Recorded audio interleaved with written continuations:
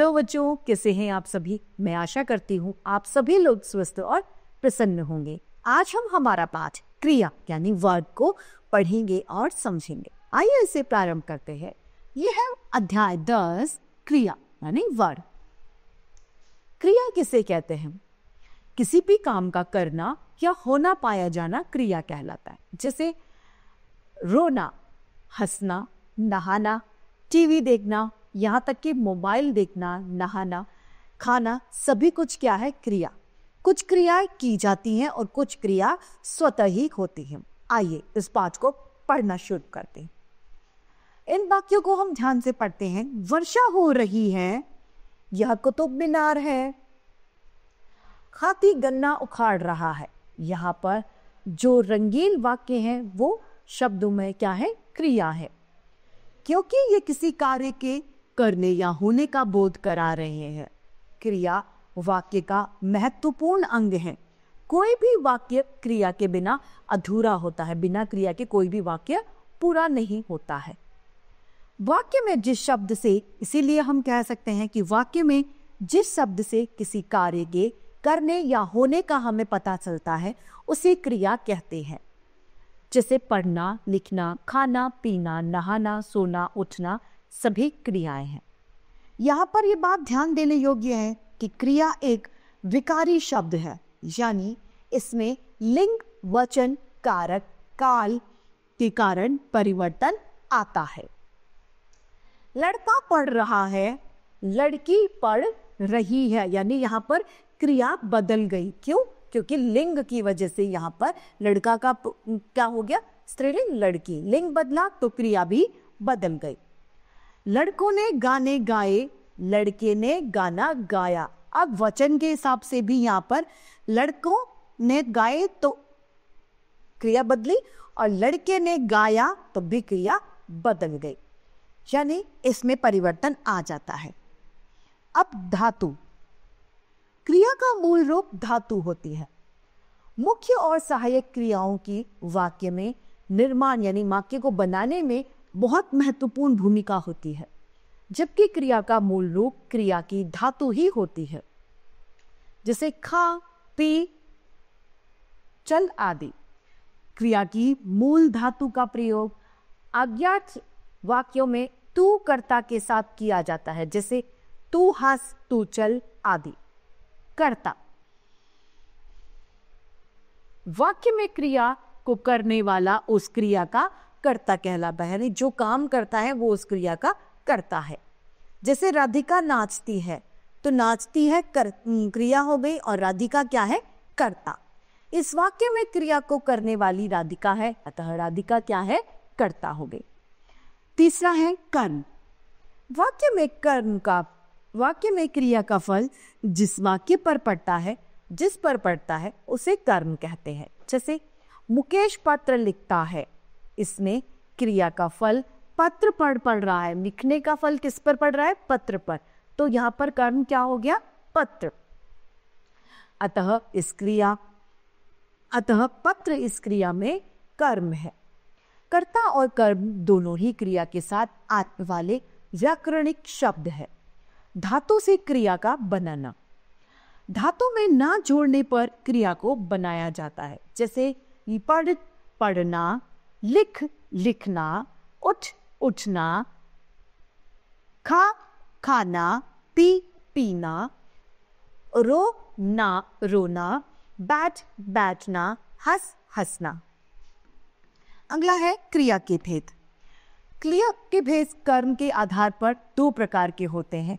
कर्म के आधार पर तथा प्रयोग के आधार पर क्रिया के दो भेद होते हैं। सबसे पहला कर्म के आधार पर।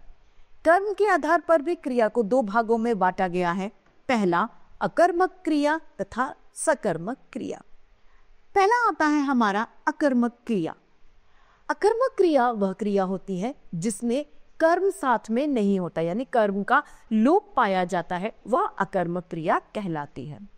जिस क्रिया का फल कर्म पर न पड़कर कर्ता पर पड़ता है, अर्थात वाक्य में जिस क्रिया का कोई कर्म नहीं होता, वह अकर्मक क्रिया कहलाती है। बच्चे हंस रहे हैं, सवेरे जल्दी उठा करो। स्वाति सो रही है, रोहित तेज भागता है। ये अकर्मक क्रिया के उदाहरण है। इस प्रकार के वाक्यों में यदि हम क्या या किसको लगाकर उत्तर पाना चाहें तो हमें कोई भी जवाब प्राप्त नहीं होता। ये सबसे अच्छा तरीका है। यदि हम अकर्मक और सकर्मक क्रिया में अंतर पता करना चाहते हैं या पता नहीं चल पा रहा है कौन सा अकर्मक क्रिया है कौन सी सकर्मक क्रिया है, तो हम प्रश्न कर लें। जैसे हम ये पूछेंगे बच्चे क्या हंस रहे हैं, तो हमें नहीं पता। स्वाति क्या सो रही है, हमें नहीं पता।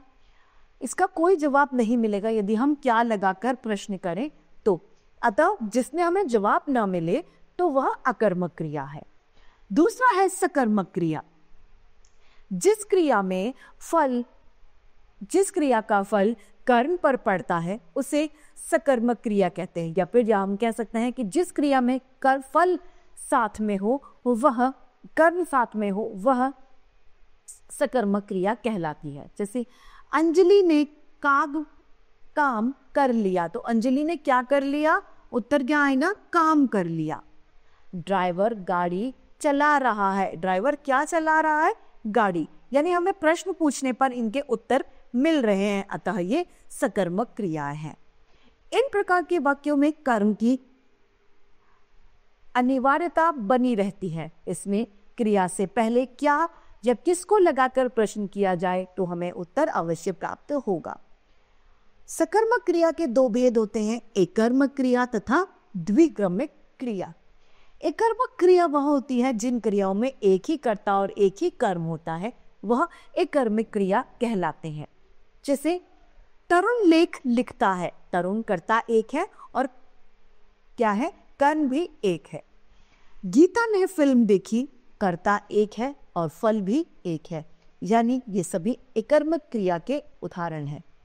द्विक्रमिक क्रिया, जिन क्रियाओं के दो कर्म होते हैं वे द्विक्रमिक क्रिया कहलाते हैं। दो कर्म वाले क्रियाओं को द्विक्रमिक क्रिया कहते हैं। विभु ने अध्यापक को काम दिया, यहां पर दो कर्म है। कपिल बच्चों को कहानी सुना रहा है, तो बच्चों और कहानी दो कर्म है। अब दूसरा बिंदु है संरचना के आधार पर क्रिया के भेद। संरचना के आधार पर क्रिया को 5 भागों यानी 5 पार्ट्स में डिवाइड किया गया है।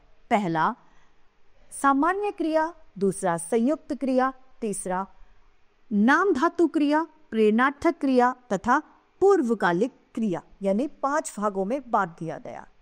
पहला है सामान्य क्रिया। जब क्रिया एक पद में हो उसे सामान्य क्रिया कहते हैं।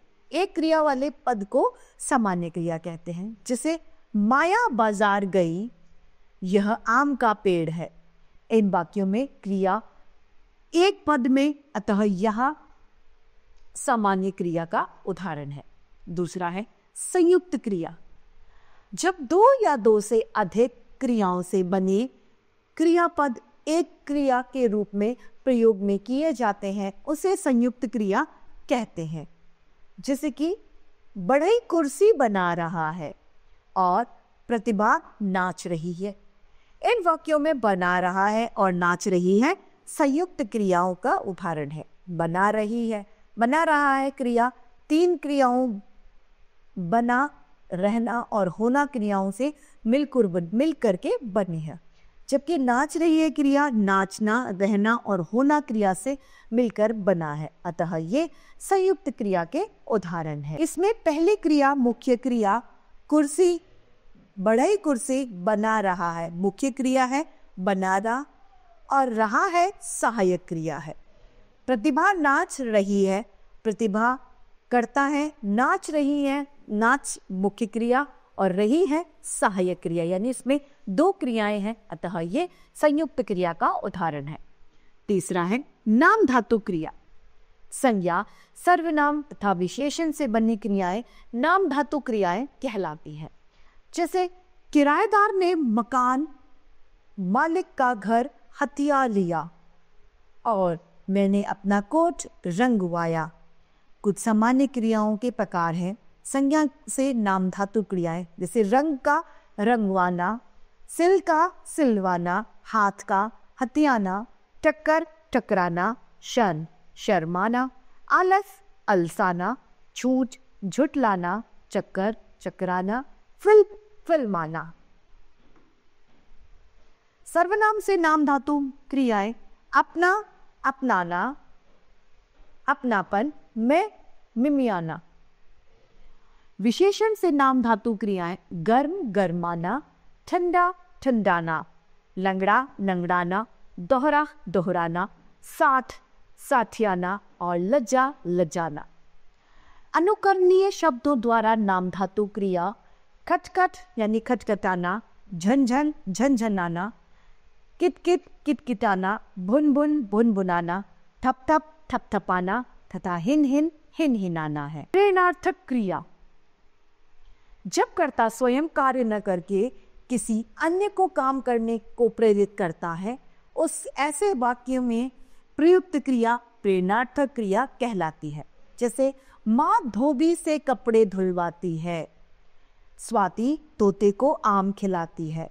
प्रेरणार्थक क्रियाओं के दो भेद होते हैं, प्रथम प्रेरणार्थक तथा द्वितीय प्रेरणार्थक क्रिया। प्रथम प्रेरणार्थक क्रिया, इन क्रियाओं में क्रिया के साथ आ जोड़ दिया जाता है। जैसे पढ़ का आ पढ़ाया, लिख प्लस आ लिखाया, सो प्लस आ सोलाया। द्वितीय प्रेरणार्थक क्रिया है, इस क्रिया में क्रिया के साथ वा जोड़ दिया जाता है। पढ़ वा पढ़ा पढ़वाया, लिख वा लिखवाया, बन वा बनवाया। कुछ और उदाहरण है यहाँ पर। सामान्य क्रिया प्रथम प्रेरणार्थक और द्वितीय प्रेरणार्थक। सामान्य क्रिया में है दौड़ना, प्रथम प्रेरणार्थक में दौड़ना और द्वितीय में दौड़वाना। बैठना प्रथम में है बिठाना और बिठवाना। सामान्य क्रिया है बनाना, प्रथम प्रेरणार्थक है बनाना और द्वितीय प्रेरणार्थक है बनवाना। लड़ना लड़ाना और लड़वाना। पीना पिलाना पिलवाना। देखना दिखाना और दिखवाना। कटना सामान्य क्रिया, कटाना प्रथम प्रेरणार्थक और कटवाना द्वितीय प्रेरणार्थक क्रियाओं में सम्मिलित है। अब है पूर्वकालिक क्रिया। जो क्रिया मुख्य क्रिया से पहले होती है उसे पूर्वकालिक क्रिया कहते हैं। जैसे कि स्वाति रोकर सो गई, यानी सोने से पहले उसने क्या किया, रोई। नेहा पढ़कर खेलने गई, पहले पढ़ी और फिर खेली। इन वाक्यों में रो रो कर तथा पढ़कर पूर्वकालिक क्रियाएं हैं, क्योंकि ये मुख्य क्रिया से पहले घटित हुई हैं, यानी पहली क्रिया की ये करी गई, उसके बाद में मुख्य क्रिया की है। अपूर्ण का अर्थ है जो पूरा नहीं है। ऐसी क्रियाएं जो वाक्य का अर्थ पूर्णतः स्पष्ट नहीं कर पाते, वे अपूर्ण क्रियाएं कहलाती हैं। पिताजी हैं, गोपाल है, माँ थी, ये अपूर्ण क्रियाएं। इन वाक्यों में है तथा थी क्रियापद होने पर भी वाक्यों का पूर्ण अर्थ स्पष्ट नहीं हो रहा, अतः ये अपूर्ण क्रियाएं कहलाती हैं। इन क्रियाओं का अर्थ स्पष्ट रूप से समझने के लिए पूरक शब्द की आवश्यकता होती है। जैसे पिताजी डॉक्टर हैं, गोपाल है क्या, चतुर, माँ थी शिक्षिका, क्या थी माँ, शिक्षिका। इन वाक्यों में डॉक्टर, चतुर और शिक्षिका पूरक शब्द हैं जो आने चाहिए क्रियाओं से पहले।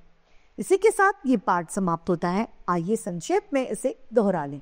वाक्य के जिस रूप से किसी कार्य के करने या होने का पता चलता है वह क्रिया कहलाती है। बिना क्रिया के वाक्य पूरा नहीं होता। क्रिया का मूल रूप धातु होते हैं।